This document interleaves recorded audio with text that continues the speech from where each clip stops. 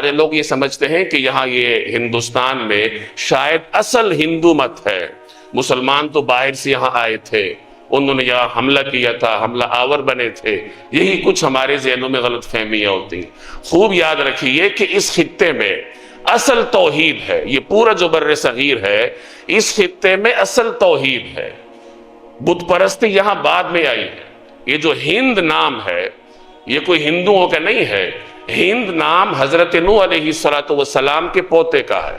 آپ جانتے ہیں کہ حضرت نوح علیہ السلام کے 3 بیٹے طوفان نوح میں باقی بچے تھے، اور ان کے ذریعے اللہ نے پھر دنیا آباد کی تھی۔ ان 3 بیٹوں میں سے ایک تھے حام جو تھے حضرت نوح کے بیٹے، وہ اس بر صغیر کے خطے کی طرف متوجہ ہوئے تھے، وہ جہاں آئے تھے، اور اس زمانے میں جو کہیں جاتا اس خطے کو آباد کرتا تو اسی کے نام سے خطے کا نام پڑتا تھا۔ تو یہ خطہ حام کے ذریعے اللہ نے آباد کروایا۔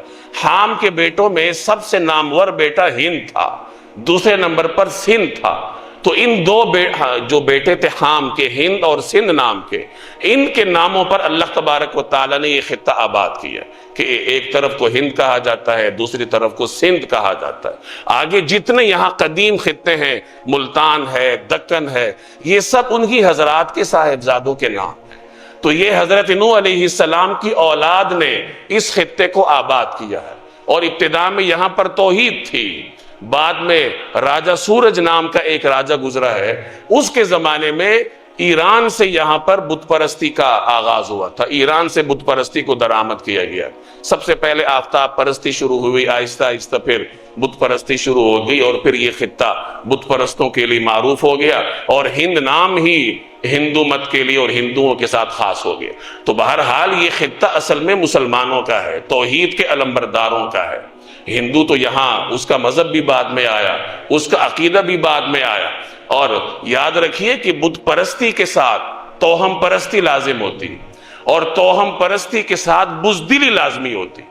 یہ ہو نہیں سکتا کہ ایک بت پرست دلیر ہے۔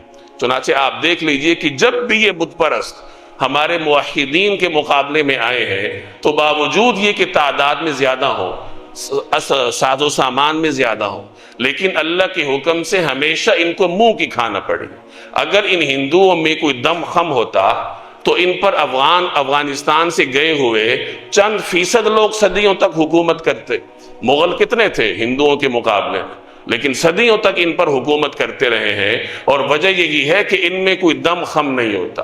اور ہندوستان میں مرکزی حکومت کی داغ بیل بھی مسلمانوں نے رکھی۔ تو بہرحال یہ اس خطے کی تاریخ ہے، اور مسلمانوں کی جہاد کی تاریخ ہے، جو میں نے مختصراً آپ کے سامنے عرض کی ہے۔